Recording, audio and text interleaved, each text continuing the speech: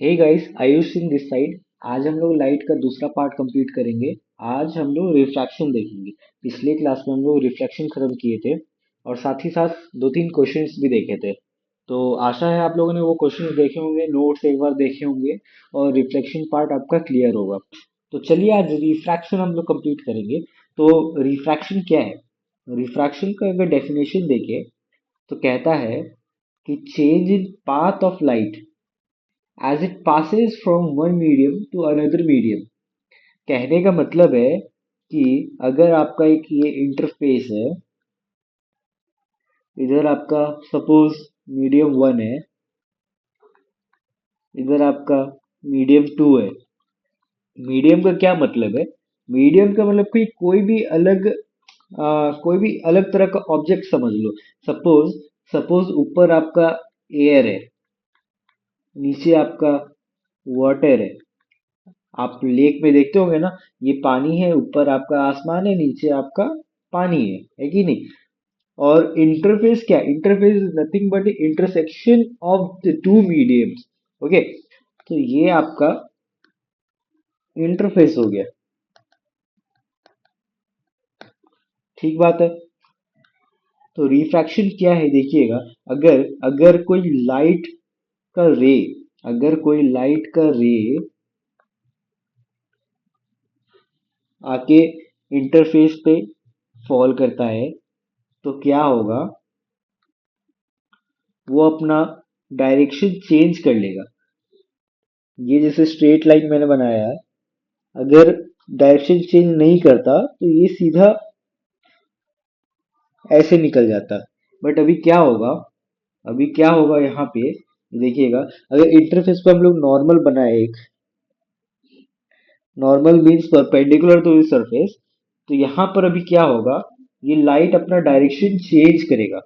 जी, यहाँ पर या तो light towards the normal bend करेगा या तो away from the normal bend करेगा। और ये किस पे डिपेंड करता है? Light towards the normal bend करेगा या फिर away from the normal bend करेगा, ये किस पे डिपेंड करता है? ये मीडियम का रिफ्रैक्टिव इंडेक्स पे डिपेंड करता है, या फिर मीडियम कितना डेंस है या फिर कितना रेयर है उस पे डिपेंड करता है। कितना डेंस है कितना रेयर है वो कैसे पता चलता है? वो पता चलता है ऑप्टिकल डेंसिटी से। आगे देखेंगे ऑप्टिकल डेंसिटी क्या होता है। Optical density is the material's ability to slow down the speed of light and the degree to which it bends the light as it passes through it। कहने का क्या मतलब है? यहाँ पर एक फिगर यहाँ से समझेंगे। सपोज कीजिए, आप इमेजिन कीजिए कि आप ये आपकी कोई कार है। सपोज ये जो येलो डॉटेड लाइन है, ये आपकी कार का कोई पाथ है, इस पाथ पे आप चल रहे हो। ये रेड सरफेस जो है, ये कोई ऑब्स्टिकल है, या फिर नीचे समझ लीजिए कुछ ऐसा रखा हुआ है मटेरियल कि वहां पर आपकी कार स्लो डाउन होगी। इससे आपका एक एक साइड का पहिया इस ऑब्जेक्ट के थ्रू जा रहा है और इस साइड का पहिया उस साइड से नहीं पास कर रहा है। तो यहाँ पर क्या होगा? यहाँ पर क्या होगा देखिएगा। आपका इस साइड का इस साइड का तो स्पीड नहीं बदलेगा और इस साइड का स्पीड क्या होगा? स्लो डाउन हो जाएगा। इमेजिन कर सक रहे हैं? ये मटेरियल आपका स्लो डाउन कर रहा है। तो बेसिकली यहाँ पर क्या होगा? ये सपोज ये स्लो चलने लगा और ये अपने ओरिजिनल स्पीड पे ही चल रहा है। तो ये क्या होगा? ये कुछ इस तरह से ये कुछ इस तरह से टर्न हो जाएगा। बात समझ में आ रहा है? तो ऑप्टिकल डेंसिटी आप इस तरह से समझ सकते हो कि जैसे आप डेंसिटी डेंसिटी समझते हो ना। अगर आपका एक मटेरियल है, सपोज ये आपका वाटर है, आप इसके थ्रू अपना हाथ को पास कराइए और ये आपका सपोज हनी है, ये आपका सपोज वाटर है, ये आपका सपोज हनी है। हनी से आप अपना हाथ को पास कराइए। आपको ज्यादा रेजिस्टेंस कब किस में फील होगा? आपको ज्यादा रेजिस्टेंस हनी में फील होगा। सही बात है कि नहीं? तो हनी को आप क्या ज्यादा डेंस बोलोगे? सही बात है कि नहीं? उसी तरह से आप ऑप्टिकल डेंसिटी भी समझ लीजिए। अगर आप अपना हाथ जैसे हनी में पास करवा रहे हो, तो उसमें आपका हाथ थोड़ा देखिए स्लो स्लो जा रहा होगा, है ना?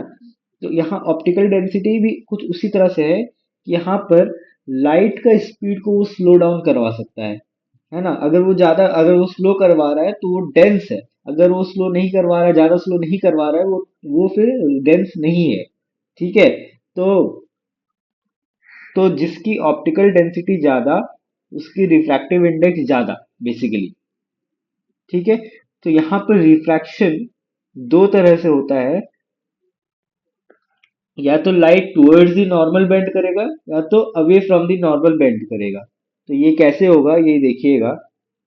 यहाँ पर दो केस के बारे में डिस्कस करते हैं। ये अपना इंटरफेस है। ठीक है? इधर मैंने कहा ये है medium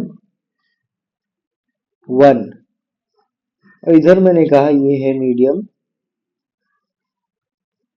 two. Suppose medium one को मैंने कह दिया कि ये रेयरर मीडियम है, और मीडियम टू को कह दिया कि ये एक डेंसर मीडियम है। ठीक है? तो यहाँ पर क्या हो रहा होगा, यहाँ पर हो रहा होगा, सपोज लाइट रे ऐसे फॉल किया, ठीक है? ये हो गया सरफेस से नॉर्मल, और लाइट ऐसे निकल गया। अगर ये स्ट्रेट लाइट पे जाता तो ऐसे जाता, बट यहां से ये डेविएट कर गया। ठीक है? तो यहां से ये डेविएट कर गया। इस एंगल को हम लोग कहेंगे एंगल ऑफ इंसिडेंस, और इस एंगल को हम लोग कहेंगे एंगल ऑफ रिफ्रैक्शन। ठीक है? तो यहां पर क्या हो रहा होगा, angle of incidence is less than angle of refraction. ठीक है? आसान है। अब दूसरा केस देखते हैं। ये है अपना मीडियम, ये है अपना वो है अपना इंटरफेस, ये है अपना मीडियम वन, और ये है अपना मीडियम टू। इस बार इसको कह दिए ये है डेंसर, और ये है रेयरर मीडियम। ठीक है? तो इस बार क्या हो रहा होगा, इस बार लाइट ऐसे इंसिडेंट करवाए, ये हो गया नॉर्मल। अगर लाइट यहाँ पर डेविएट नहीं करता, लाइट यहाँ पर रिफ्रैक्ट नहीं होता, तो वो ऐसे सीधा निकल जाता। बट यहाँ पर क्या हो रहा होगा, क्योंकि ये डेंसर मीडियम में जा रहा है, तो ये टुवर्ड्स दी नॉर्मल बेंड होगा। आसान है, बिल्कुल आसान है। यहाँ पर ये है एंगल ऑफ इंसिडेंस, और ये है एंगल ऑफ रिफ्रैक्शन। ठीक बात है। यहाँ पर क्या हो रहा है, एंगल ऑफ इंसिडेंस जो है इस बार एंगल ऑफ रिफ्रैक्शन से बड़ा है। ठीक है? और एक चीज, ये वाला जो एंगल है, ये वाला जो एंगल है, इसको हम लोग कहेंगे एंगल ऑफ डेविएशन। ये एंगल ऑफ डेविएशन, क्या है? The angle by which the light रे deviates from its original path is called the angle of deviation। जिस एंगल से लाइट अपने ओरिजिनल पाथ को छोड़ करके दूसरे पाथ की तरफ डेविएट हो गया, बेसिकली, है ना? तो उसको कहेंगे एंगल ऑफ डेविएशन। ठीक है? आसान है। तो ये दो केस हो गया। जब लाइट रेयरर मीडियम में एंटर कर रही है तो अवे फ्रॉम द नॉर्मल जाएगी। ये हो गया अवे फ्रॉम द नॉर्मल, और ये हो गया टूवर्ड्स द नॉर्मल। ठीक है, तो याद रखिएगा जब भी लाइट डेंसर मीडियम से रेयरर मीडियम के तरफ जाएगा तो लाइट डेविएट करेगा अवे फ्रॉम द नॉर्मल, और जब भी लाइट रेयरर मीडियम से डेंसर मीडियम में जाएगा तो लाइट डेविएट करेगा टूवर्ड्स द नॉर्मल। आसान है, आगे बढ़ा जाए तो आगे बढ़ते हैं। अच्छा, रिफ्रैक्शन क्यों हो रहा है? रिफ्रैक्शन जो हो रहा है क्यों हो रहा है? अभी हम लोग देखा, क्या देखा कि स्पीड ऑफ लाइट जो है वो डिफरेंट होता है अलग अलग मीडियम में। मतलब क्या कि रेयरर मीडियम में स्पीड ऑफ लाइट ज्यादा होगा और डेंसर मीडियम में स्पीड ऑफ लाइट कम होगा। सही बात है, सोच सकते हैं ना। तो जब भी लाइट डेंसर मीडियम में एंटर करता है उसका स्पीड क्या होता है, धीमा हो जाता है। और धीमा हो जाता है तो आप इमेजिन कीजिए लाइट धीमा हो गया तो वो टूवर्ड्स दी नॉर्मल बेंड कर गया, है ना। ये लाइट मस्त एकदम स्पीड से जा रहा था, बट यहां पर क्या हुआ, यहाँ पर जैसे अंदर घुसा उसका स्पीड कम हो गया तो वो टूवर्ड्स दी नॉर्मल बेंड कर गया। ठीक है, और उल्टा अगर देखे, उल्टा अगर देखे उल्टा अगर देखे क्या हो रहा है, मस्त लाइट स्पीड पे आ रहा है, इसको और ज्यादा रेयर मीडियम मिल गया तो इसका स्पीड और बढ़ गया, है ना। तो वो away from the normal bend हो गया। ठीक है, तो इसलिए होता है रिफ्रैक्शन। अच्छा, जैसे लॉ ऑफ रिफ्लेक्शन था उसी तरह से दो लॉ ऑफ रिफ्रैक्शन भी है। तो आइए देखते हैं।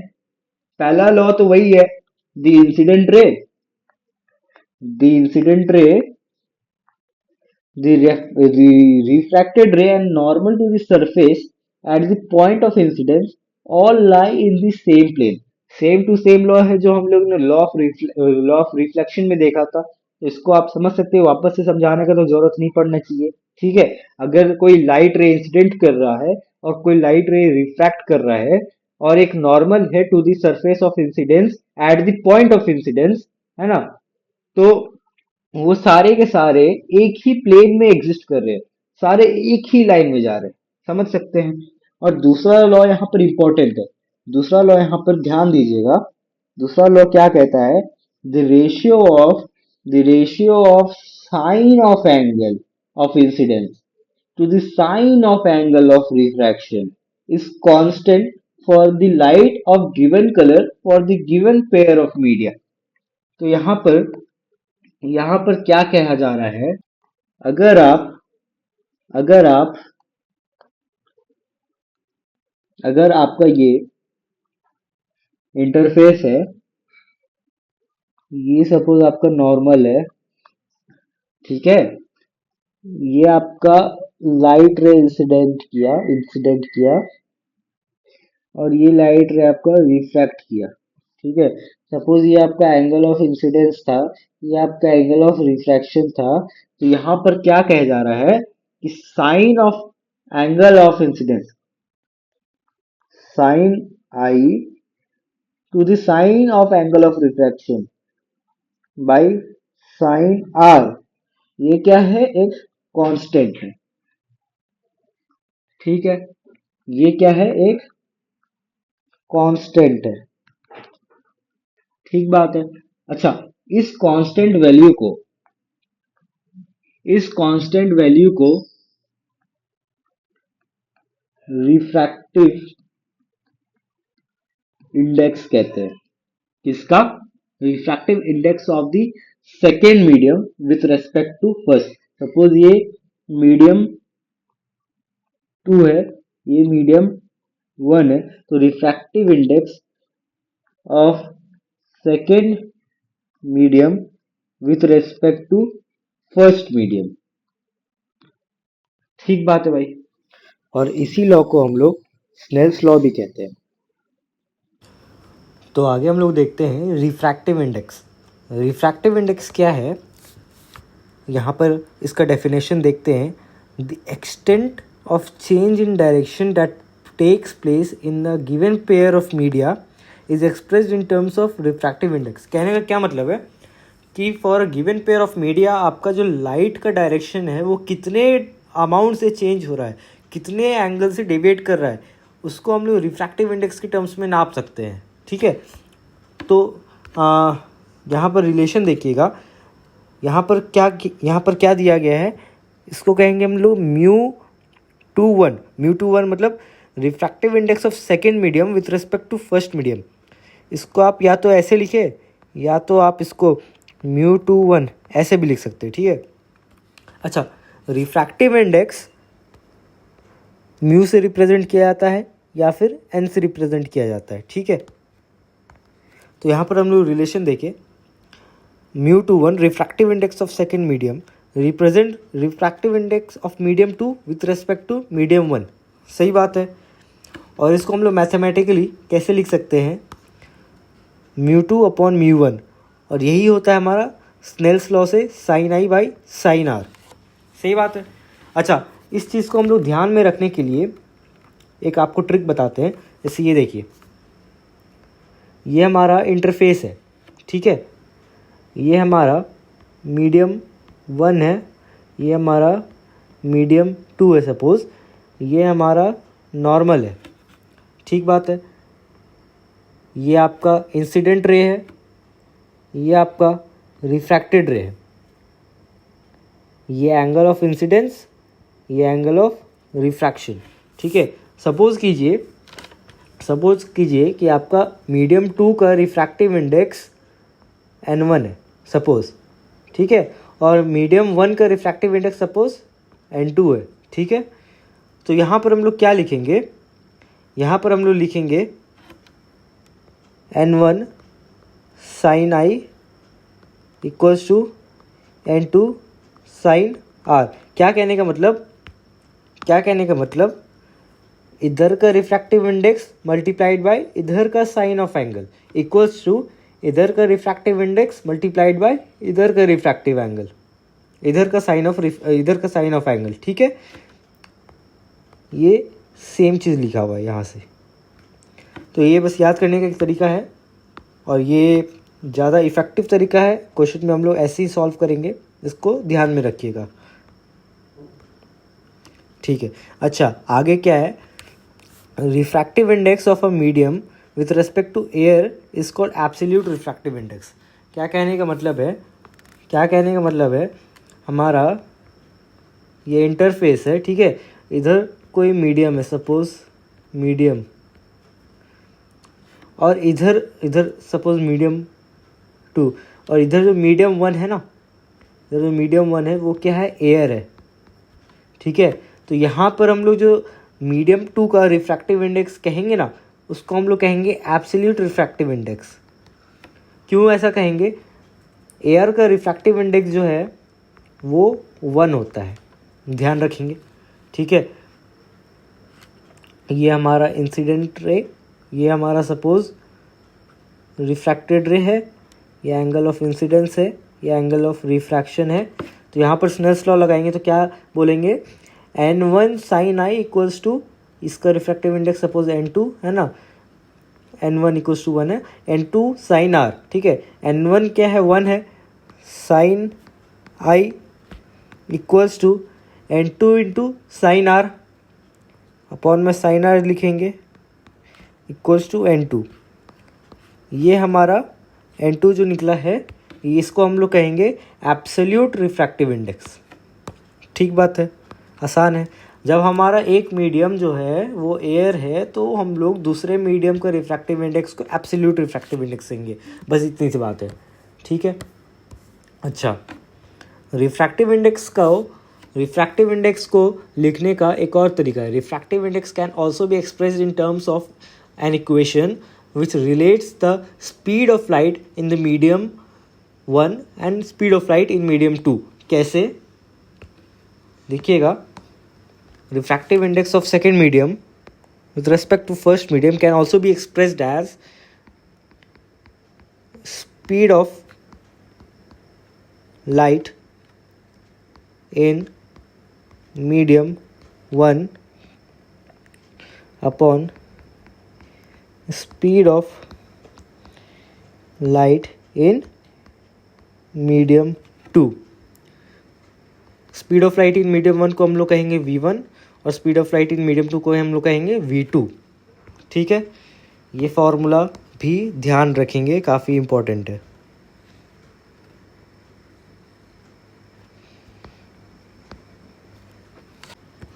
अच्छा, अगर हमारा एक मीडियम सपोज क्या है, एयर है। ठीक है, अगर हमारा मीडियम 1 सपोज एयर है, तो हम लोग रिफ्रैक्टिव इंडेक्स कैसे लिखेंगे? Absolute refractive index. Absolute refractive index हम लोग कैसे लिखेंगे? स्पीड ऑफ लाइट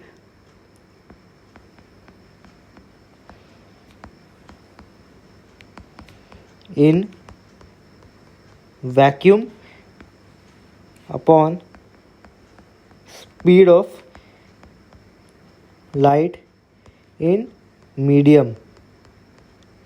ठीक बात है। Speed of light in vacuum क्या होता है? c होता है, 3 × 10⁸ होता है। सही बात है, सबको पता है। और speed of light in medium को हम लोग सपोज v बोल देते हैं। ठीक है, speed of light in medium जो है वो speed of light in vacuum से कम होगा, ध्यान रखेंगे। चलिए, ये भी हो गया। तो हमारा रिफ्रैक्टिव इंडेक्स का क्या क्या फार्मूला है? एक तो ये फार्मूला है साइन ऑफ एंगल के टर्म में, और एक ये स्पीड के टर्म में फार्मूला है। ठीक है, तो हम लोग यहाँ पर लिख देते हैं n21 क्या होता है? n2 upon n1 equals to sine i by sine r equals to v1 by v2। ठीक है, बढ़िया है। स्नेल्स लॉ ध्यान रखेंगे। अच्छा, आगे हम लोग चलते हैं। हमारा अगला टॉपिक है refraction through a rectangular glass slab. ठीक है, एक ग्लास स्लैब के थ्रू रिफ्रैक्शन कैसे होता है, आइए हम लोग देखते हैं।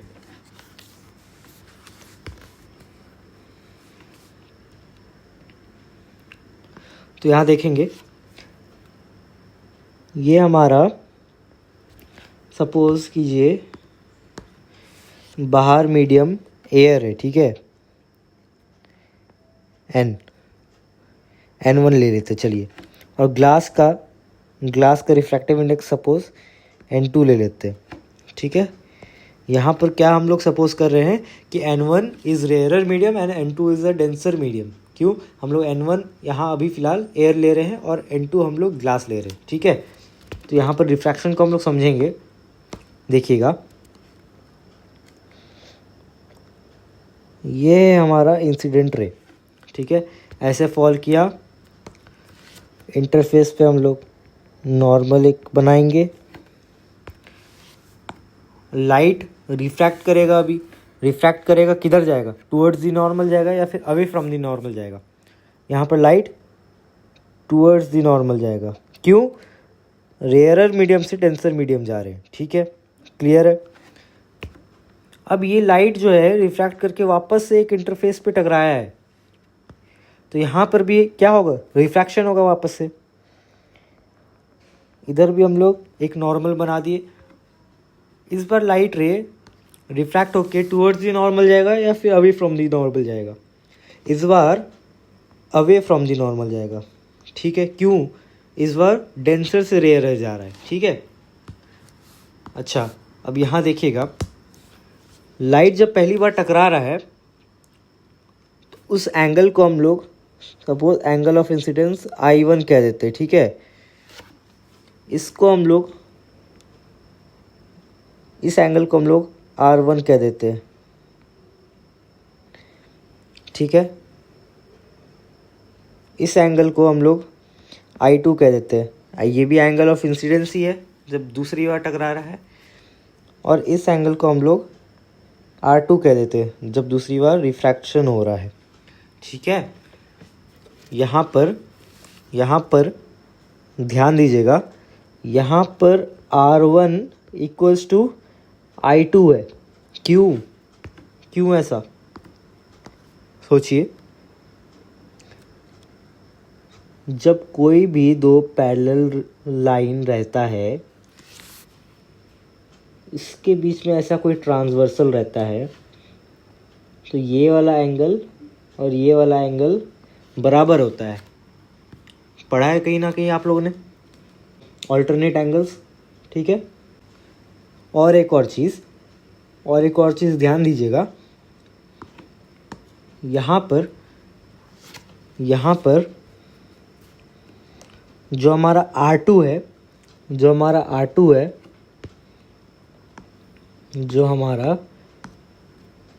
R2 है, उसको हम लोग E से भी डिनोट कर देते हैं। E क्या है? एंगल ऑफ इमर्जेंस, ठीक है। क्यों? यहाँ से इमर्ज कर रहा है बेसिकली, ठीक है। इसीलिए कहने का नाम है बस दे दिया गया, ठीक है। अच्छा, और एक चीज़ देखिएगा, क्या है बात, ये वाला जो रे आ रहा है, अगर ये रिफ्रैक्ट नहीं करता तो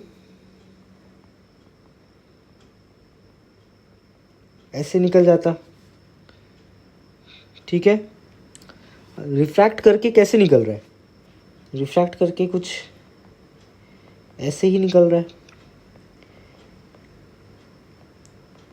इनका एंगल में देखिए कोई डेविएशन नहीं हुआ है, जिस एंगल पे वो आ रहा था उसी एंगल पे जा रहा है ना। तो यहाँ पर एक इम्पॉर्टेंट रिलेशन क्या है? एंगल ऑफ इंसिडेंस जो है वो बराबर है एंगल ऑफ इमर्जेंस के, ठीक है। ये एक इम्पॉर्टेंट रिलेशन है, इसको ध्यान में रखेंगे। अच्छा, और साथ ही साथ क्या है, इनका एंगल में तो कोई डेविएशन नहीं हो रहा है, बट ये कुछ शिफ्ट हो गया है, ये लाइट कुछ शिफ्ट हो गया है। तो हम लोग यहाँ पर कहेंगे क्या हो रहा है, no deviation in light ray but it is laterally shifted by a distance d, ठीक बात है। तो ग्लास स्लैब का यही एक कॉन्सेप्ट है कि उसका जो जिस एंगल पे लाइट आ रहा था उसी एंगल पे लाइट निकल जाएगा, बट वो एक लेटरल शिफ्ट दे करके जाएगा, ठीक है। आइए आगे देखते हैं। अच्छा, ये एक ग्लास स्लैब के लिए था। अभी हमारा ग्लास स्लैब के नीचे multiple layers of glass slab है, एक दूसरे के ऊपर चिपका हुआ है। अब इसमें क्या कहानी हो रहा होगा देखिएगा। हमने कंसिडर किया है कि बाहर का मीडियम का रिफ्रैक्टिव इंडेक्स n है, अंदर का यहाँ पर पहला मीडियम का n1 n2 n3 n4 ऐसा दे दिया गया है, ठीक है। रेयरर डेंसर का चिंता मत कीजिए, वो कुछ भी हो सकता है। यहाँ पर अभी हम लोग समझते हैं क्या हो रहा होगा एक्चुअल में यहाँ पर कहानी, ठीक है। तो आइए यहाँ पर देखते हैं, ये कुछ ऐसा रे इंसिडेंट किया, ठीक है। ये नॉर्मल बना दिया गया,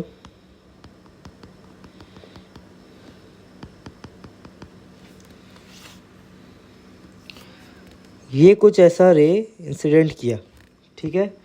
यहाँ पर क्या किया हमने, नॉर्मल बना दिया। सपोज ये रे रिफ्रैक्ट करके कुछ ऐसा निकला, ठीक है।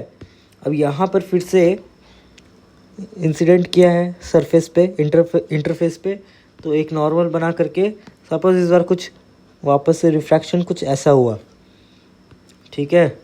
वापस से रिफ्रैक्ट करेगा, रिफ्रैक्ट करके कुछ ऐसा निकला, वापस से रिफ्रैक्ट करेगा,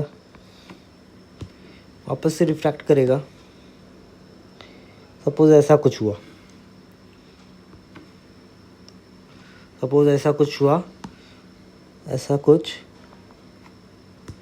वापस से रिफ्रैक्ट करके कुछ ऐसा निकला। ठीक है, यहाँ पर देखिएगा, यहाँ पर सपोज ये एंगल को हमने कह दिया, ये एंगल को हम लोग कह दिया θ1 सपोज। ठीक है, ये एंगल को कह दिया θ2, ये एंगल भी हो जाएगा θ2। ठीक है, इस एंगल को कह दिया हमने θ3। ठीक है, ये एंगल भी हो जाएगा θ3, इसको कह दिया θ4, ये भी हो गया θ4, इसको कह दिया हमने θ5, ये भी हो गया θ5, और इस एंगल को कह दिया हमने θ6। अच्छा, पहले जो हमारा एक ग्लास स्लैब का सवाल था, ठीक है, उसमें अगर उसमें हमने स्नेल्स लॉ लगाने का सोचा तो क्या होगा। इस सरफेस को हम लोग सरफेस 1 कहेंगे, इस सरफेस को हम लोग सरफेस 2 कहेंगे। ठीक है, पहले सरफेस पे स्नेल्स लॉ लगाते हैं तो क्या लिखेंगे, n1 sign I1 equals to n2 sign R1। ठीक है, ये कैसे लिखें, अभी हम लोग ने ऊपर देखा था कि आप लोग इसको इस तरह से लिखने का प्रैक्टिस डालिएगा, काफ़ी यूज़फुल रहता है, आसानी से हम लोग लिख सकते हैं। ठीक है, और दूसरे सरफेस पे, इसको इक्वेशन 1 कह दिए, दूसरे सरफेस पे हम लोग स्नेल्स लॉ लगाएंगे तो क्या लिखेंगे, n2 sign I2 equals to n1 sign R2। ठीक है, तो यहाँ पर हम लोग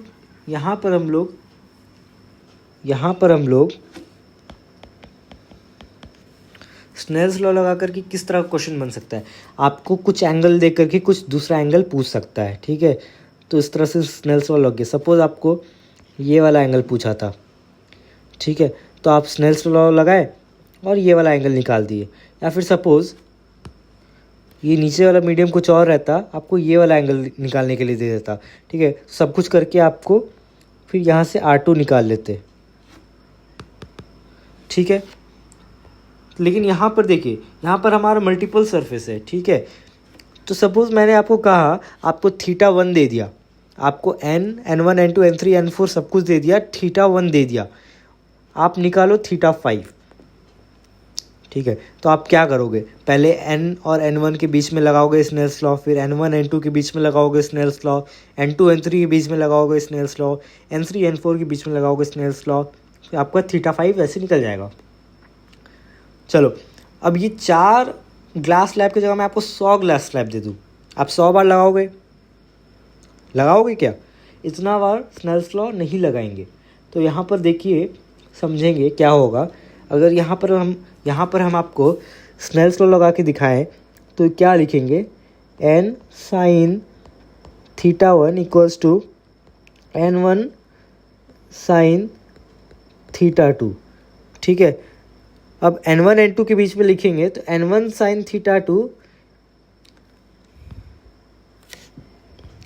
इसको हम लोग पहला इक्वेशन बोल दिए। ठीक है, n1 n2 के बीच में लगाएंगे तो क्या लिखेंगे, n1 sine θ2 equals to n2 sign θ3। ठीक है, इसको दूसरा इक्वेशन कह दिए। अब n2 n3 के बीच में लगाएंगे तो क्या लिखेंगे, n2 sign θ3 equals to n3 sign θ4, ये तीसरा इक्वेशन कह दिए। अब n3 n4 के बीच में लगाएंगे तो लिखेंगे n3 sign θ4 equals to n4 sign θ5, इसको चौथा इक्वेशन कह दिए। तो हम लोग सारे इक्वेशन को देखेंगे तो यहाँ पर नोटिस कीजिए, ये टर्म इक्वल है, इधर से ये टर्म इक्वल है, फिर से ये टर्म इक्वल है, ठीक है। तो सारे इक्वेशन को हम लोग कंबाइन करके लिख सकते हैं। सारे इक्वेशन को हम लोग कंबाइन करके लिख सकते हैं। सारे इक्वेशन को अगर हम लोग कंबाइन करें तो क्या लिखेंगे, n sin theta 1 equals to n1 sin theta 2 equals to n2 sin theta 3 equals to n3 sin theta 4 equals to n4 sin theta 5। Snell's law लगा के ये रिलेशन निकला। तो इस पे ध्यान दीजिएगा, इस पे अगर आपको पहला थीटा दिया हुआ है, थीटा 1 दे रखा है, आपको थीटा 5 निकालना है, तो आप सीधा ये सरफेस और ये सरफेस को इक्वेट कर सकते हैं। समझ में आया? इतना बार 100 बार आपको स्नेल्स लॉ लगाने की ज़रूरत नहीं है। आपको जिस मीडियम का रिफ्रैक्टिव इंडेक्स और एंगल दिया गया है और जिस मीडियम का निकालना है, बस उन दोनों को आप इक्वेट कीजिए, आपको निकल जाएगा जो भी आपको निकालना है। सिंपल सा कॉन्सेप्ट है, ठीक है। अच्छा, इसी कॉन्सेप्ट को ध्यान में रखते हुए एक सवाल है, जेईई एडवांस 2017 का सवाल है, ध्यान दीजिएगा। क्या कह रहा है, एक मोनोक्रोमैटिक लाइट है। मोनोक्रोमैटिक का क्या मतलब है, एक सिंगल रे ऑफ लाइट है जिसका एक ही कलर है, ठीक है। बेसिकली एक सिंगल कलर का लाइट जा रहा है, एक मीडियम में ट्रैवल कर रहा है जिसका रिफ्रैक्टिव इंडेक्स आपको दे रखा है 1.6, ठीक है। ये मीडियम है, इसका रिफ्रैक्टिव इंडेक्स आपको दे रखा है 1.6। कह रहा है ये एंटर कर रहा है एक लेयर ऑफ ग्लास लेयर में एंटर कर रहा है। कहाँ से? नीचे से, यहाँ से एंटर कर रहा है at an angle theta equals to 30 degree, ठीक है। ये थीटा जो है आपको 30 डिग्री दे रखा है, ठीक है। The interface of the glass layer are parallel to each other, ठीक है। पैरेलल ग्लास स्लैब का सवाल है और कह रहा है the refractive index of different glass layer are monotonically decreasing, ठीक है। मोनोटोनिकली डिक्रीजिंग का क्या मतलब है, एक यूनिफॉर्म तरीका से इसका रिफ्रैक्टिव इंडेक्स कम होते जा रहे हैं, ठीक है। जो ग्लास स्लैब रखे हुए हैं उनका रिफ्रैक्टिव इंडेक्स जो है 1 अपॉन अनदर कम होते जा रहा है और यूनिफॉर्म वे में हो रहा है, ठीक है। जिसका एक रिलेशन दे रखा है, ऐसा रिलेशन से डिक्रीज कर रहा है, ठीक है। जहाँ पर एन क्या है, refractive index of the mth slab है, और डेल्टा एन आपको दे रखा है 0.1, ठीक है। और क्या बोल रहा है कि ये रे जो है, ray is refracted out parallel to the interface between m-1 and mth slab, और पूछ रहा है कि m का वैल्यू क्या है। बेसिकली आपको बताना है कि ये लाइट रे जब ऐसे करके बाहर निकल रहा है तो ये कौन सा सरफेस होगा जहाँ पर ऐसा होगा, ठीक है। तो आइए देखते हैं, जेईई एडवांस का सवाल है लेकिन काफ़ी आसान सा सवाल है। ऐसा नहीं कि 10th लेवल पे जेईई एडवांस का सवाल करवा रहा हूँ, ठीक है। लेकिन ध्यान दीजिए, अभी जो भी पढ़ रहे हैं ना, उसी पे आधारित ये सवाल है। काफ़ी आसान सा सवाल है, देखिएगा। पहले समझते हैं ऐसा क्यों हो रहा होगा, इस तरह से लाइट रे क्यों जाएगा, इस तरह का कर्व पाथ क्यों ले रहा है लाइट, ठीक है। यहाँ पर देखिए क्या हो रहा है, हमारा लाइट रे ऐसा इंसिडेंट किया, ठीक है। ये नॉर्मल कह रहा है कि आगे जो सरफेस है वो रेयरर मीडियम है, रेयरर सरफेस है, तो अवे फ्रॉम नॉर्मल बेंड किया, ठीक है। फिर से रिफ्रैक्शन होगा, अब बोल रहा है वापस से एक रेयरर मीडियम में जा रहा है, फिर से रिफ्रैक्ट किया, अब बोल रहा है वापस से एक रेयर मीडियम में जा रहा है। देख सकते हैं ना, ये अवे फ्रॉम नॉर्मल ऐसे बेंड करते जा रहा है। इसी कारण से ये क्या होगा, इस तरह का एक कर्व्ड पाथ ले रहा है और फाइनली ये ऐसा यहाँ पर ऐसा पैरेलल टू द सरफेस होकर के बाहर निकल जा रहा है, ठीक है।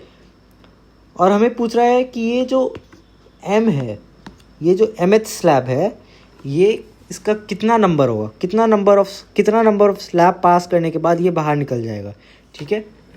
तो हमें यहाँ का n पता है, ये वाला refractive index n minus m delta n आपको दिया गया है, यहाँ से आपको m निकालना है।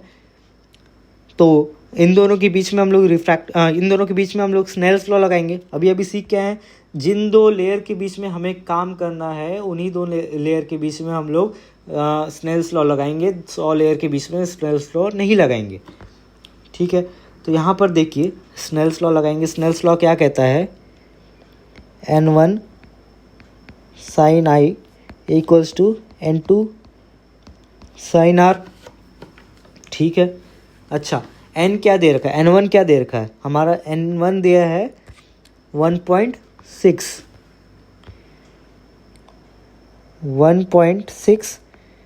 साइन, एंगल ऑफ इंसिडेंस हमें दे रखा है 30 डिग्री। N2 किस मीडियम पे हम लोग बात कर रहे हैं, इस मीडियम पे बात कर रहे हैं, इसका refractive index n minus M delta n दे रखा है, n minus M delta n sine R. यहाँ पर रिफ्रैक्टिंग एंगल क्या है, ये 90 डिग्री है, ये पैरेलल टू ग्लास स्लैब हो गया है। ठीक है, तो आर हमारा 90 डिग्री है, साइन 90 डिग्री। ठीक है, अच्छा हम सारा वैल्यू पहले रख देते हैं। ठीक है, 1.6 sine 30 degree equals to n क्या है, 1.6 माइनस m निकालना है अपने को। डेल्टा n क्या दे रखा है, डेल्टा n दे रखा है 0.1, m इंटू 0.1 साइन 90। ठीक है, यहाँ इसको सॉल्व करेंगे। 1.6 साइन 30 कितना होता है, साइन 30 होता है 1/2 इक्वल्स टू 1.6 माइनस 0.1 m, और साइन 90 क्या होता है, साइन 90 का वैल्यू होता है 1। ठीक है, इसको और सॉल्व करेंगे, इसको 0.8 equals to 1.6 minus 0.1 m। 0.1 m को LHS में लेके आएंगे, 0.1 m इक्वल्स टू 0.8 को RHS में ले जा करके 1.6 से माइनस कर दिए। यहाँ पे 0.1 को डिवाइड करेंगे तो m यहाँ पर निकल के आएगा 8। ये हमारा फाइनल आंसर है। तो देख सकते हैं काफ़ी आसान सवाल था, इसका आंसर हो गया 8। तो होपफुली आपको ये सवाल बढ़िया से समझ में आ गया। कोई डाउट है तो कमेंट में पूछेगा। तो आगे बढ़ते हम लोग। अच्छा, यहाँ पर हमारा नेक्स्ट टॉपिक है स्फेरिकल लेंस। ठीक है, तो हमें दो तरह का स्फेरिकल लेंस के बारे में जानना है। पहला है कॉनकेव लेंस और दूसरा है कॉन्वेक्स लेंस। ठीक है, यहाँ पर हम लोग कॉनकेव लेंस को डाइवर्जिंग लेंस कहेंगे,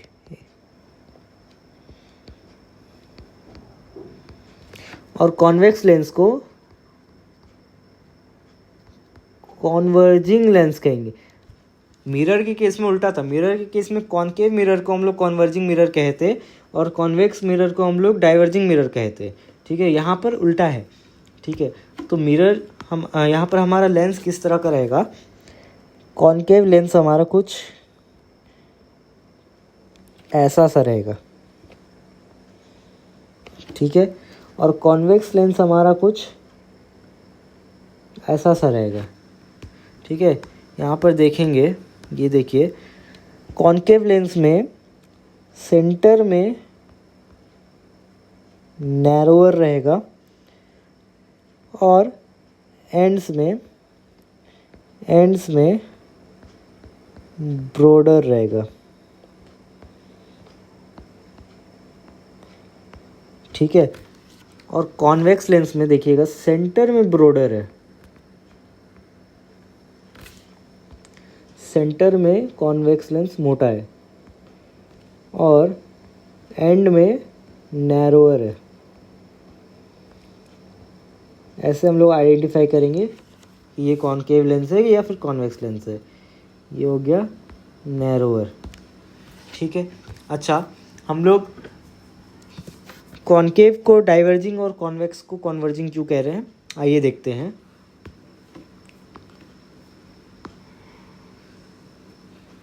ये हमारा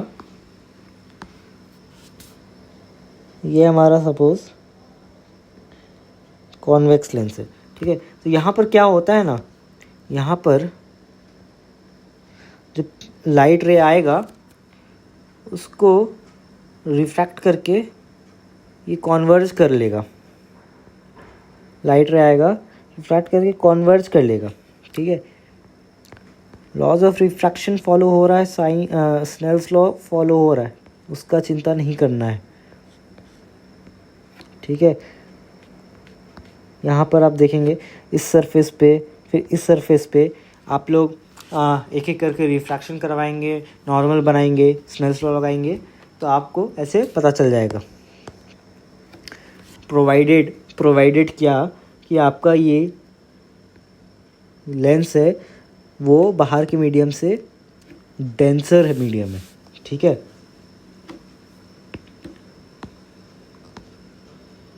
और ये हमारा कॉनकेव लेंस है। यहाँ पर क्या हो रहा होगा, लाइट ऐसे आ रहा होगा और कुछ इस तरह से डाइवर्ज कर रहा होगा, लाइट ऐसे आ रहा होगा, कुछ इस तरह से डाइवर्ज कर रहा होगा, ठीक है। लाइट ऐसे आकर के से डाइवर्ज कर रहा होगा। तो इस फेनोमेनन को हम लोग कहेंगे, लाइट क्या हो रहा है, कन्वर्ज, और यहाँ पर लाइट क्या हो रहा है, डाइवर्ज। इसीलिए हम लोग कॉन्वेक्स लेंस को कन्वर्जिंग लेंस कहते हैं और कॉनकेव लेंस को डाइवर्जिंग लेंस कहते हैं, ठीक है। बात यहाँ तक क्लियर है। अच्छा, यहाँ पर नॉमेनक्लेचर में आते हैं, ठीक है। तो नॉमेनक्लेचर में बात करें हम लोग, सबसे पहले ये हमारा लेंस है, ये हमारा लेंस है, और जो भी हम लोग बात करेंगे वो एक थिन लेंस के लिए बात करेंगे, ठीक है। थिन लेंस मतलब अपर्चर उसका छोटा होगा, अपर्चर छोटा होगा। तो अभी हम लोग 10th लेवल पे कुछ अजम्पशंस लगा सकते हैं। जैसे मिरर में हम लोग ने अजम्पशन लगाया था कि focal length is half of radius of curvature. अगर उसका अपर्चर बड़ा हो जाए तो उसका रिलेशन कुछ और बनता है, वो हम लोग हायर क्लास में देखेंगे, ठीक है। अभी के लिए अजम्पशन है कि हमारा अपर्चर छोटा है। लेंस के ज्योमेट्रिक सेंटर को हम लोग कहेंगे ऑप्टिकल सेंटर। ये हमारा है ऑप्टिकल सेंटर, ठीक है। अच्छा, साइन कन्वेंशन जो हम लोग ने मिरर के लिए पढ़ा था, same to same sign convention हम लोग लेंस के लिए लगाएंगे। जनरली हम लोग ऑब्जेक्ट को लेंस के लेफ़्ट साइड पे रख रहे होंगे, ठीक है। लाइट कुछ इस तरह से आ रहा होगा, तो जिधर से लाइट आ रहा होता है उधर के फोकस को हम लोग कहेंगे F1, ठीक है। और ये जो कर्वेचर है, इस कर्वेचर का भी एक कुछ सर्कल से काट के बन रहा होगा। ये लेंस को भी कोई सर्कल से काट के बनाया गया होगा, और उस सर्कल का भी एक सेंटर रहा होगा जिसको हम लोग सेंटर ऑफ कर्वेचर कह सकते हैं, ठीक है। तो यहाँ पर नोमेनक्लेचर कुछ ऐसा दिया गया है कि सेंटर ऑफ कर्वेचर तो नहीं, बट इसको हम लोग 2F1 कहेंगे, ठीक है।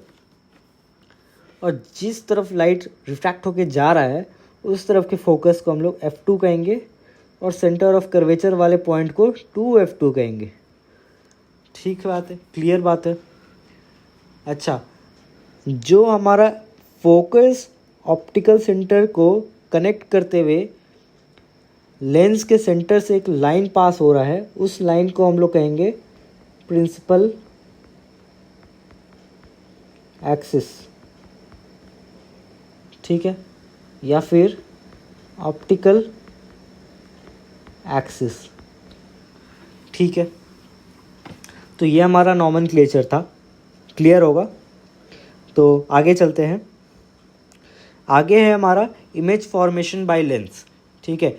यहाँ पर हम लोग कॉनकेव लेंस के लिए 2 केस पढ़ेंगे और कॉन्वेक्स लेंस के लिए 6 केस पढ़ेंगे।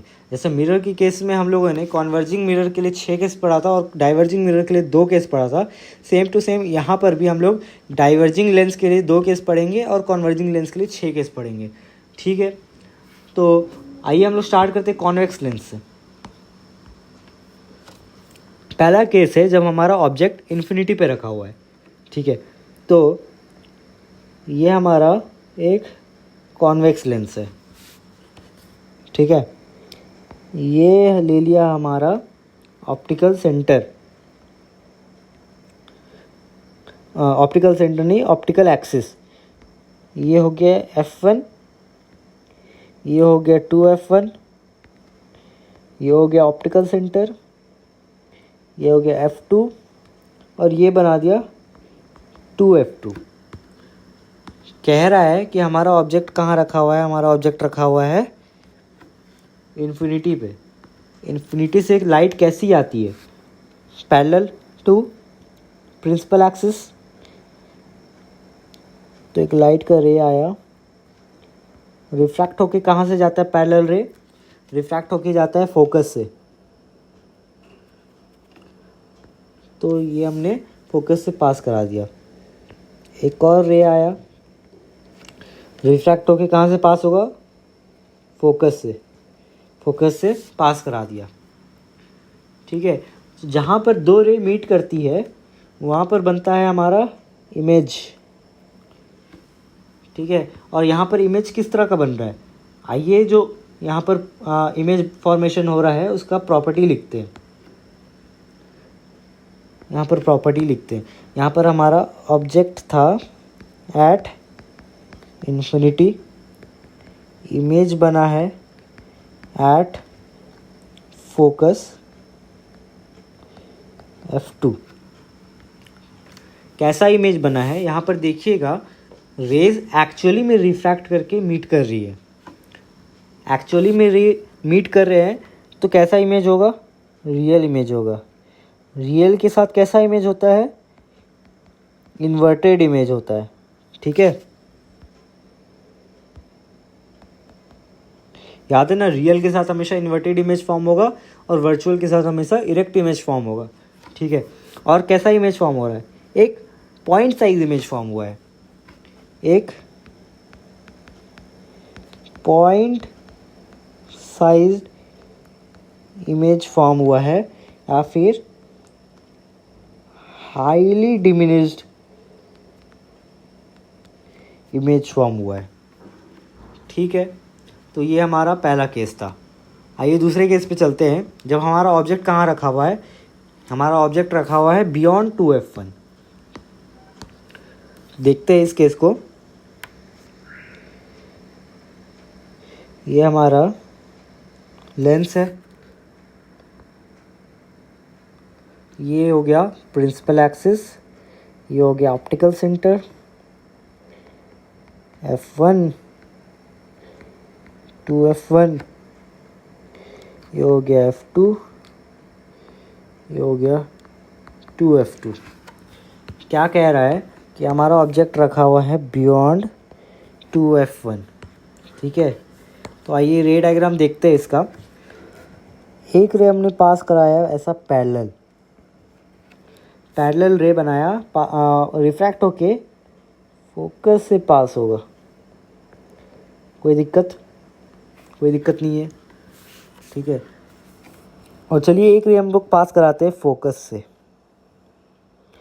फोकस से ऐसा रे पास करा, फोकस से रे कैसा पास होगा, रिफ्रैक्ट करके पैरेलल निकलेगा। Law of reversibility of light पिछले क्लास में हम लोगों ने समझा था।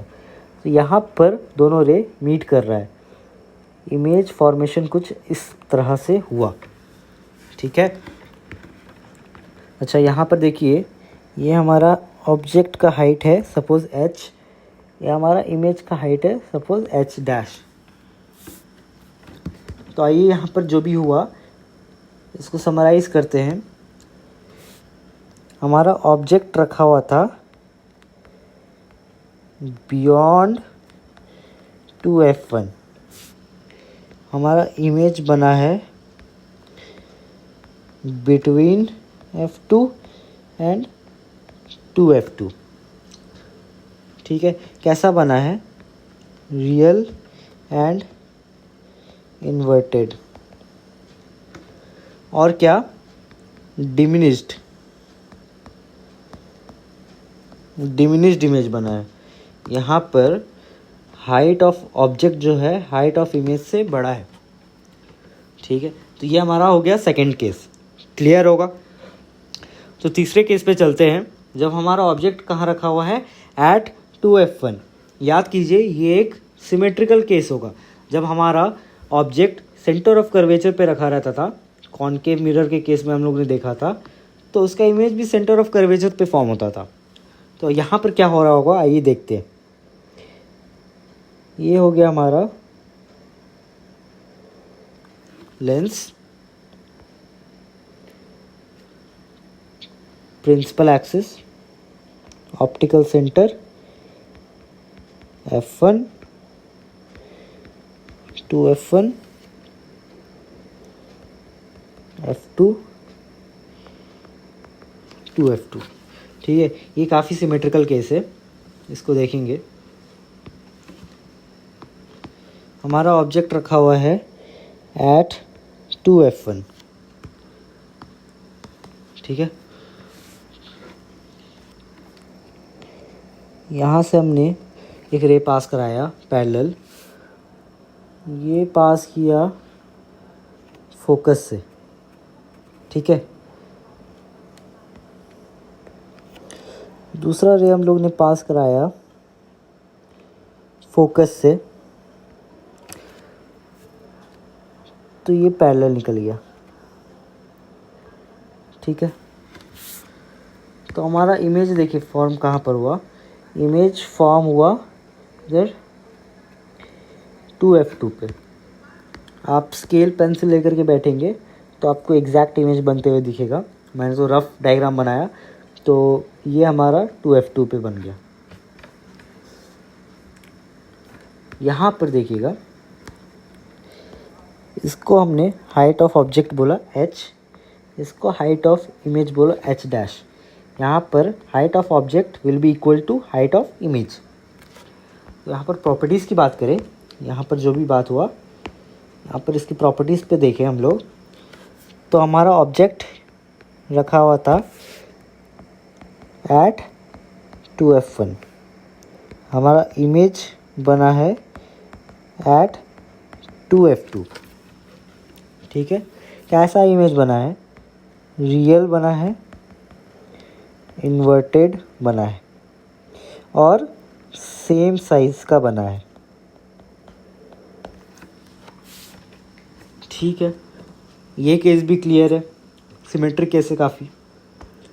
तो तीसरा केस हो गया, चलते हैं चौथे केस पे। अब इस केस पे हमारा ऑब्जेक्ट रखा हुआ है बिटवीन f1 एंड 2f1।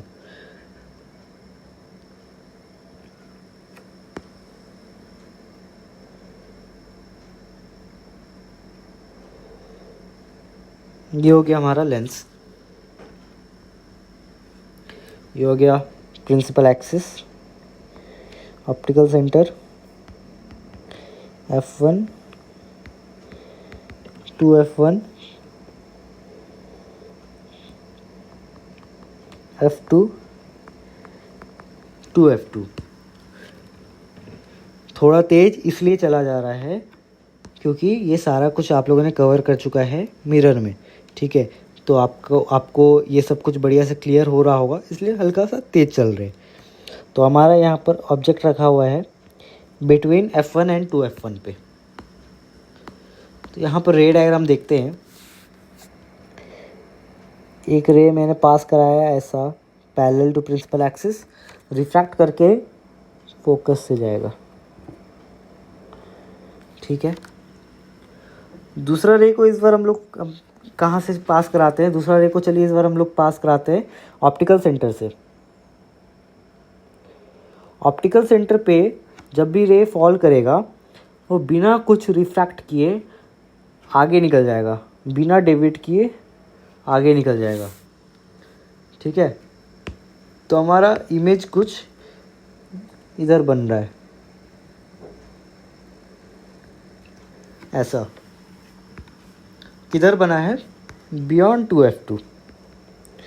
इसको मैंने कहा हाइट ऑफ ऑब्जेक्ट, इसको कहा हाइट ऑफ इमेज।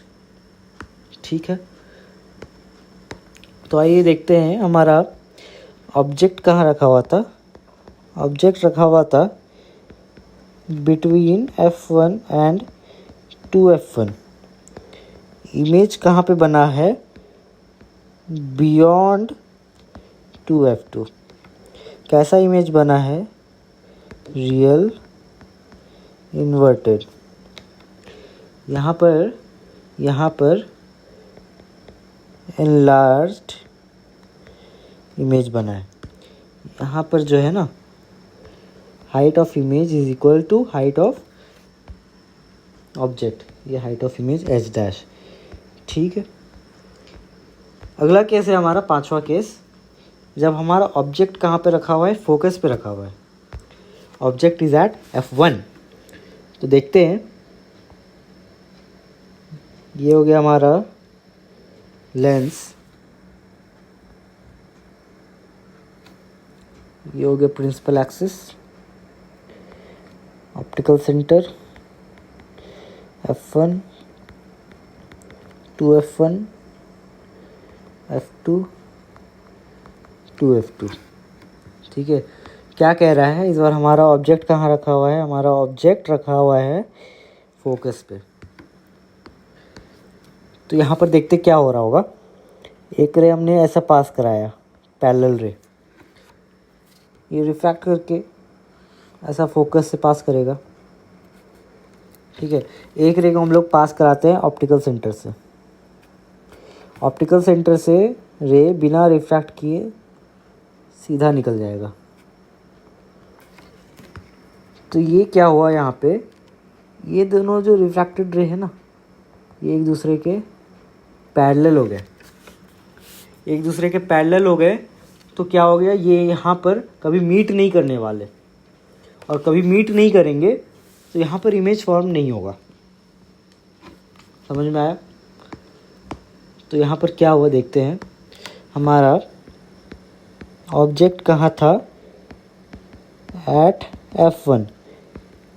इमेज क्या हुआ, इमेज डज नॉट फॉर्म्ड। ठीक है, रियल इन्वर्टेड, एनलार्ज, डिमिनिश, ये सब का कहानी यहाँ पर नहीं करेंगे। आगे हमारा कॉन्वर्जिंग लेंस का आखिरी केस है, जब हमारा ऑब्जेक्ट कहाँ रखा हुआ है, हमारा object is at between F1 and optical centre. तो देखते हैं ये भी केस। ये केस एक स्पेशल केस है। स्पेशल केस क्यों है, याद कीजिएगा, हमारा कॉन्वर्जिंग मिरर का छठा केस एक स्पेशल केस था, जब कॉन्वर्जिंग मिरर लाइट रे को डाइवर्ज कर रहा था और वहाँ रियल इन्वर्टेड की जगह वर्चुअल और इरेक्ट इमेज बना था। तो यहाँ same to same converging lens जो है रेज को डाइवर्ज करेगा और रियल इन्वर्टेड के जगह वर्चुअल इरेक्ट इमेज फॉर्म करता हुआ हमें दिखाई देगा। ठीक है, तो यहाँ पर देखिए, ये हो गया हमारा लेंस, ये हो गया प्रिंसिपल एक्सिस, ये हो गया ऑप्टिकल सेंटर, इसको कहेंगे F1, यहाँ हो गया यहाँ हो गया 2F1, इसको कहेंगे F2, इसको कहेंगे 2F2। हमारा ऑब्जेक्ट कहाँ पर रखा हुआ है, हमारा ऑब्जेक्ट कुछ यहाँ रखा हुआ है। ठीक है, तो चलिए यहाँ पर हम लोग एक लाइट का रे भेजते हैं, रिफ्रैक्ट होके फोकस से पास करेगा। ठीक है, एक और रे भेजते हैं हम लोग ऑप्टिकल सेंटर से, ये बिना रिफ्रैक्ट किए आगे निकल जाएगा।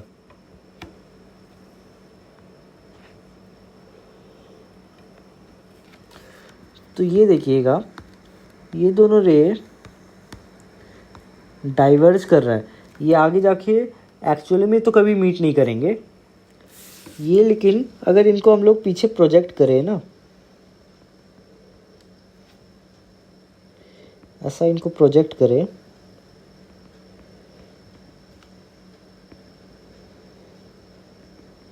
तो ऑन प्रोजेक्शन ये मीट करेंगे। ऑन प्रोजेक्शन ये कुछ इस तरह से मीट करेंगे और यहाँ पर एक वर्चुअल इमेज फॉर्म होगा। इसको अगर हाइट ऑफ ऑब्जेक्ट को h बोले, हाइट ऑफ इमेज को h डैश बोले, तो यहाँ पर देखिएगा क्या हुआ, एक वर्चुअल इमेज फॉर्म हुआ है। एक्चुअली में रेज डाइवर्ज कर गए थे, वो एक्चुअली में नहीं मीट करेंगे। ऑन प्रोजेक्शन हमें दोनों रे मीट करते हुए दिख रहे हैं, और जब ऑन प्रोजेक्शन रे मीट करते हैं तो वो एक वर्चुअल इमेज फॉर्म करता हुआ मिलता है हमें। ठीक है, तो यहाँ पर एक वर्चुअल इमेज फॉर्म हुआ है।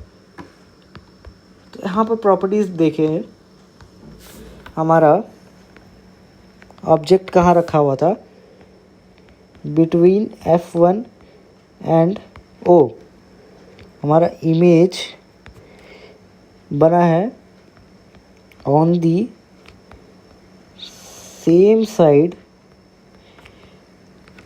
Of lens as of object.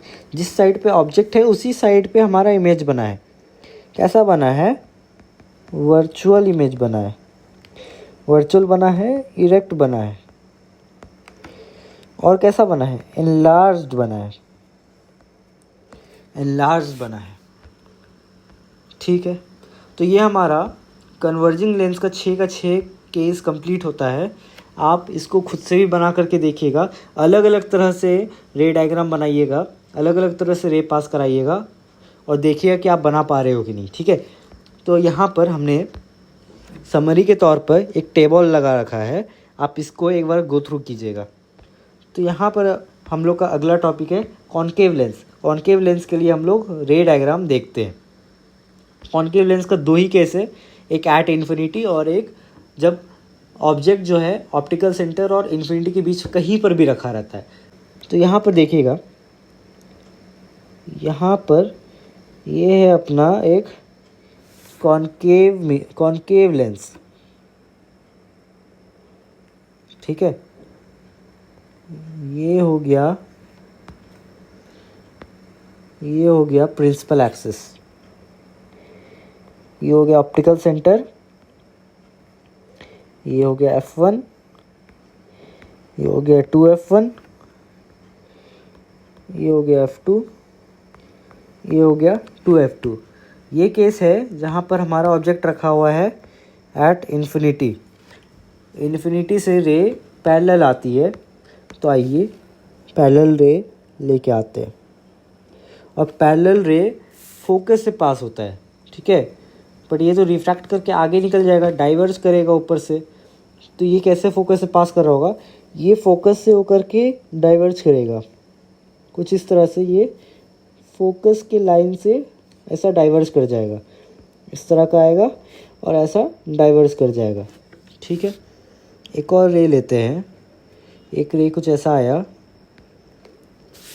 और फोकस की लाइन से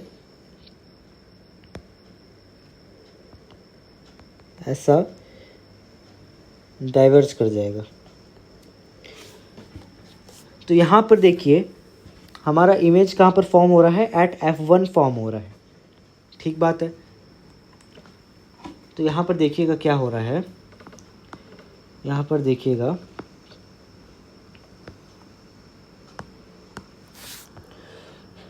यहाँ हमारा ऑब्जेक्ट था एट इन्फिनिटी, इमेज कहाँ पे फॉर्म हुआ, एट F1 पे फॉर्म हुआ इमेज। ठीक है, कैसा इमेज फॉर्म हुआ, एक्चुअली में तो रे आगे डाइवर्ज हो गया है, ये रे तो वर्चुअली मीट किया है। तो ये हमारा virtual and erect image form हुआ है। ठीक है, और कैसा, हाईली डिमिनिश्ड या फिर पॉइंट साइज्ड इमेज बना है। ठीक है, तो ये हमारा पहला केस हो गया जब ऑब्जेक्ट हमारा इन्फिनिटी पे रखा हुआ था। अब अगला केस है जब हमारा object between infinity and optical centre किसी भी जगह पे रखा हुआ है। ठीक है, तो यहाँ पर देखिएगा,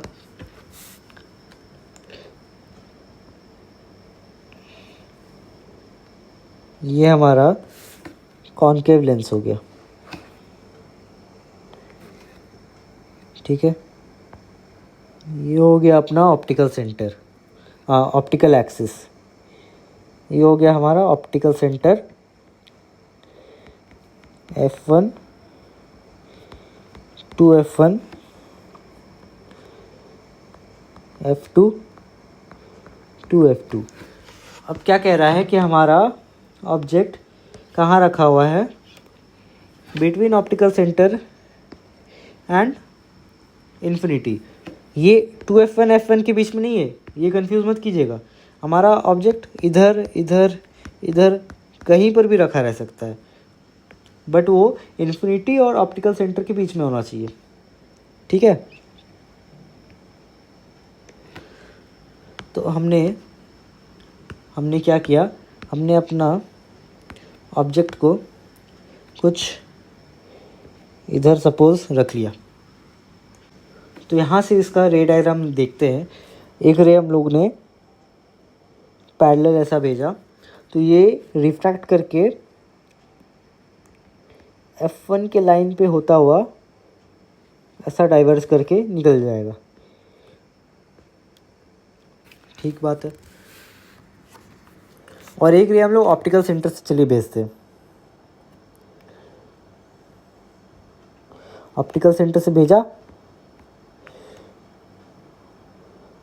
तो बिना कुछ डाइवर्ज किए, बिना कुछ डेविएट किए सीधा ऐसे निकल गया। हमारा इमेज कहाँ पे फॉर्म हुआ, हमारा इमेज फॉर्म हुआ इधर, ठीक बात है। ये हो गया हमारा हाइट ऑफ ऑब्जेक्ट, ये हो गया हमारा हाइट ऑफ इमेज, ठीक है। तो यहाँ पर क्या हुआ, यहाँ पर क्या हुआ देखेंगे। हमारा जो है ना ऑब्जेक्ट, हमारा ऑब्जेक्ट कहाँ रखा हुआ है, between optical centre and infinity, और इमेज जो है बन रहा है बिटवीन F1 एंड O, ठीक है। कैसा इमेज बन रहा है, वर्चुअल इमेज बन रहा है, इरेक्ट इमेज बन रहा है, और डिमिनिश्ड इमेज बन रहा है।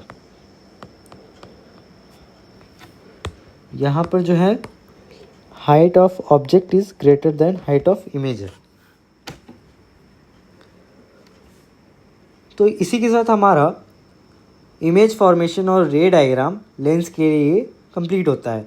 ये हम लोग ने कॉनकेव लेंस का भी 2 केस देख लिया है।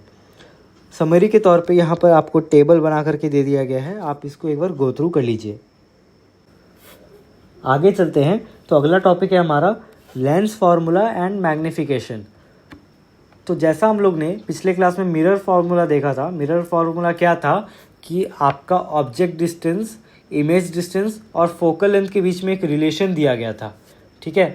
तो यहाँ पर लेंस के लिए भी इसी तरह का एक रिलेशन दिया गया है, और उस रिलेशन को हम लोग किस तरह से लिखेंगे, उस रिलेशन को हम लोग लिखेंगे 1/v minus 1/u equals to 1/f। ये रिलेशन को ध्यान में रखेंगे। मिरर के केस में 1/v plus 1/u equals to 1/f था।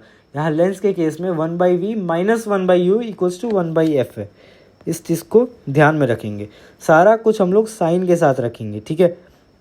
अगला हम लोग देखते हैं मैग्नीफिकेशन। मैग्नीफिकेशन, मैग्नीफिकेशन को स्मॉल m से डिनोट किया जाता है। मैग्नीफिकेशन क्या है, magnification is the ratio of height of image to the height of object. Magnification क्या है, height of image upon height of object, height of image क्या, H dash, height of object H. ठीक है, इस चीज़ को भी ध्यान में रखेंगे।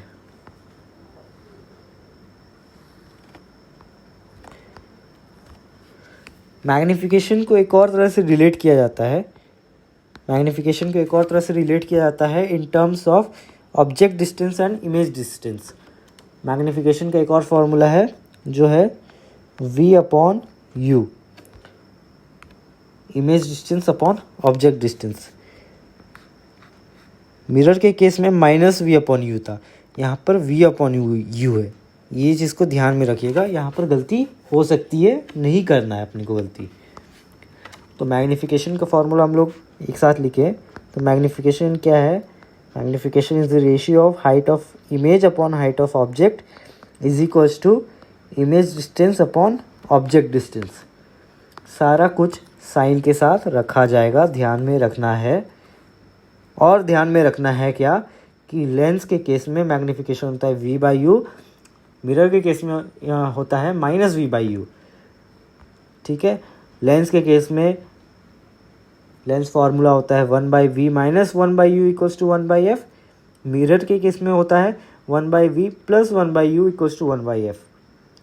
तो ये इम्पॉर्टेंट है, ध्यान में रखेंगे। तो आइए एक क्वेश्चन देखते हैं हम लोग।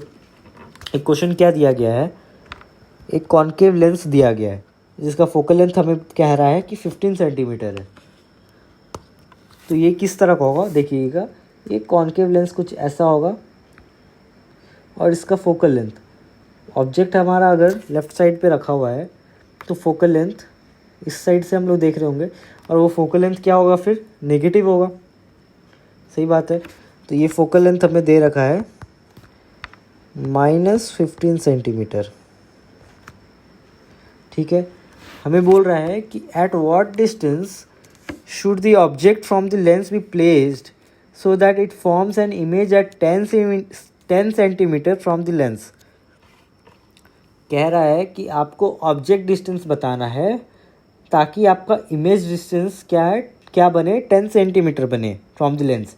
अच्छा, कॉन्केव लेंस है तो इमेज किस साइड बन रहा होगा, जिस साइड ऑब्जेक्ट है। ठीक है, तो ये इमेज डिस्टेंस भी आपको जो 10 सेंटीमीटर दिया गया है वो भी क्या होगा, माइनस में होगा। आपको दिया गया है इमेज डिस्टेंस जो कि है -10 सेंटीमीटर। सही बात है ना। आपका सपोज इधर इमेज, आपका इधर ऑब्जेक्ट है, आपका इमेज कुछ यहाँ पर ही बन रहा होगा। सही बात है कि नहीं। अभी हम लोगों ने ऊपर केस देख करके आया था, सेकंड केस है कॉन्केव लेंस का सेकंड केस है। ठीक है, तो हमें निकालना क्या है, हमें निकालना है ऑब्जेक्टेंस, हमें निकालना है ऑब्जेक्ट डिस्टेंस, हमें निकालना है मैग्नीफिकेशन। तो आइए देखते हैं हम लोग यहाँ पर लेंस फार्मूला यूज़ करेंगे। लेंस फार्मूला क्या कहता है भाई, लेंस फार्मूला है 1/v minus 1/u equals to 1/f। सारा कुछ इसमें पुट करते हैं तो 1/-10 माइनस 1/u इक्वल्स टू 1/-15। ठीक है, u को RHS में लेके जाएंगे तो 1/u equals to 1/15 minus 1/10। LCM लेंगे, सॉल्व करेंगे इसको तो ये क्या बनेगा, 2 - 3। यहाँ से u हमें आएगा -30 सेंटीमीटर। सही बात है। हमारा ऑब्जेक्ट भी कुछ इसी तरफ रखा होगा, सेम साइड पे रखा होगा जिस साइड इमेज बन रहा है। सही बात है। हमारा u आ गया -30 सेंटीमीटर। अब दूसरा है कि हमें मैग्नीफिकेशन निकालना है। मैग्नीफिकेशन क्या होता है, मैग्नीफिकेशन होता है v अपॉन u। v हमें दिया गया था -10, यू हम लोगों ने अभी अभी निकाला -30, ये क्या है 1/3, मैग्नीफिकेशन क्या हो गया 0.33। इमेज हमारा डिमिनिश्ड बना है और इरेक्ट बना है, ठीक बात है। तो ये क्वेश्चन आसानी से हम लोग ने सॉल्व कर लिया है। तो होपफुली आपको समझ में आया होगा। कोई दिक्कत है तो कमेंट में पूछिएगा, ठीक है। आगे बढ़ते हैं। आगे हमारा लास्ट टॉपिक है power of lens. Power of lens क्या है समझेंगे। Power of lens is the ability to converge और डाइवर्ज द लाइट रे। कहने का क्या मतलब है, देखिएगा, ये देखिए, ये सपोज आपका एक लेंस ले लेते हैं, ये है आपका, ये आपका लेंस है, ठीक है। सपोज ये लाइट रे ऐसा आया, कुछ ऐसा कन्वर्ज किया, ये लाइट रे ऐसा आया, कुछ ऐसा कन्वर्ज किया, ठीक है। एक और लेंस लेते हैं, एक और कॉन्वर्जिंग लेंस ही लेते हैं, ठीक है। ये आपका लाइट रे आया, ऐसा कन्वर्ज किया, ये आपका लाइट रे आया, कुछ ऐसा कन्वर्ज किया। तो आप यहाँ पर देख करके बताइए, गेस कीजिए कि इन दोनों लेंस में पावर किसका अधिक होगा, पहला लेंस का या दूसरा लेंस का, गेस कीजिए। तो सही गेस कर रहे हैं, यहाँ पर पावर जो है पहला लेंस का ज़्यादा होगा, ग्रेटर होगा दूसरे लेंस से। क्यों, यहाँ पर देखिए, यहाँ पर जो लाइट रे आ रहा है उसको ज़्यादा फोर्स लगा करके अपने तरफ कॉन्वर्ट कर रहा है। ये वाला जो रे आ रहा है ये ज़्यादा जल्दी कन्वर्ज नहीं हो रहा, थोड़ा दूर जाके कन्वर्ज हुआ, समझ रहे। इसमें ज़्यादा ताकत नहीं लगाया गया कन्वर्ज करने के लिए, आगे जा कर के ये कहीं पर मीट कर रहे हैं। तो ये हमारा लेंस ज़्यादा पावर लगा करके कॉन्वर्ज किया, इसका पावर अधिक है। Power of first lens is greater than power of second lens. तो ये एक एबिलिटी है लेंस का कि वो कितना डाइवर्ज या कितना कन्वर्ज कर सकता है लाइट रे को, कितना हद तक कन्वर्ज या डाइवर्ज कर सकता है, ठीक है। और ये चीज़ जो हो रहा है वो किस पे डिपेंड करेगा, ये चीज़ डिपेंड करेगा फोकल लेंथ पे, ठीक है। कितना मोटा कितना पतला है हमारा लेंस, उस पर डिपेंड करेगा। और इसका रिलेशन क्या दिया गया है, power of lens is the reciprocal of the focal length, ठीक है। क्या कहा जा रहा है, power of lens is equals to 1/f। इस रिलेशन को ध्यान में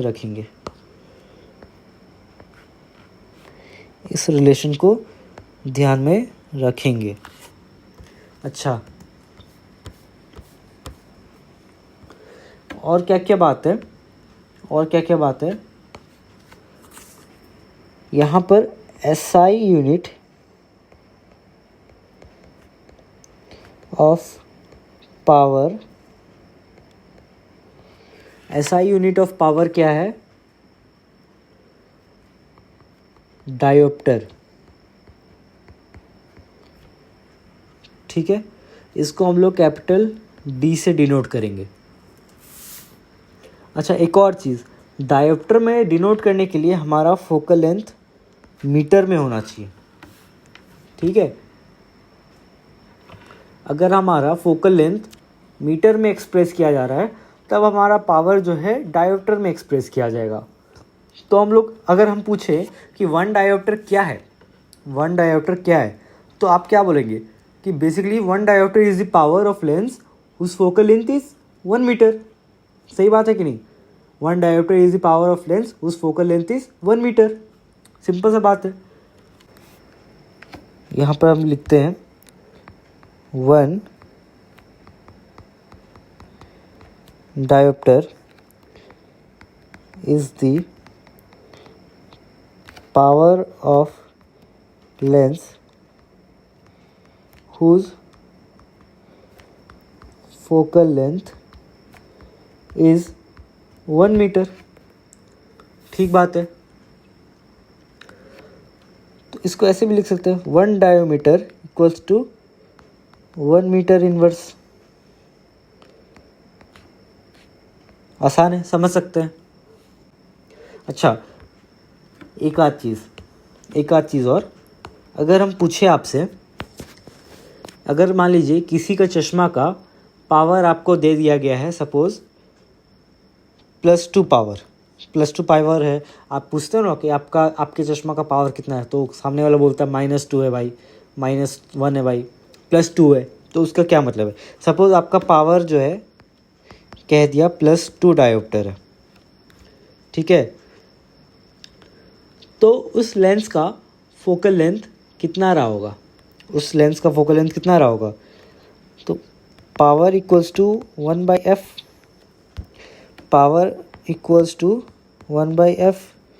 तो फोकल लेंथ क्या होगा, 1/p, मतलब 0.5 मीटर। सही बात है। अच्छा, इसी तरह से अगर मान लीजिए पावर आपको दे रखा है -2.5 डायोप्टर, तो फोकल लेंथ क्या होगा, तो उसका फोकल लेंथ क्या होगा, फोकल लेंथ हो जाएगा -0.4 मीटर। सही बात है कि नहीं बात है, बोलिए। अच्छा, एक बात बताइए, अगर पावर आपका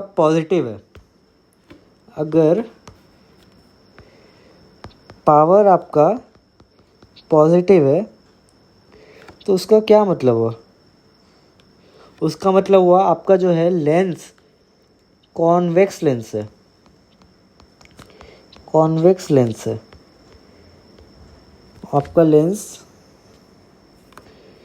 आपका लेंस कन्वर्जिंग है, ठीक है। अगर आपका पावर नेगेटिव में आ रहा है, तो इसका मतलब हुआ आपका कॉनकेव लेंस है, आपका लेंस डाइवर्जिंग है। सही बात है। क्यों, अगर आपका पावर पॉजिटिव है, सपोज ये पावर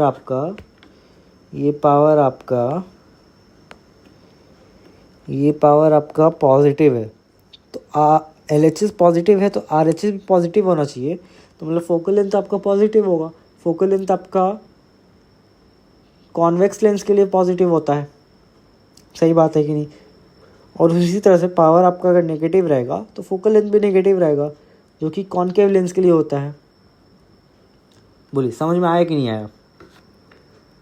क्लियर है, सब कुछ क्लियर है।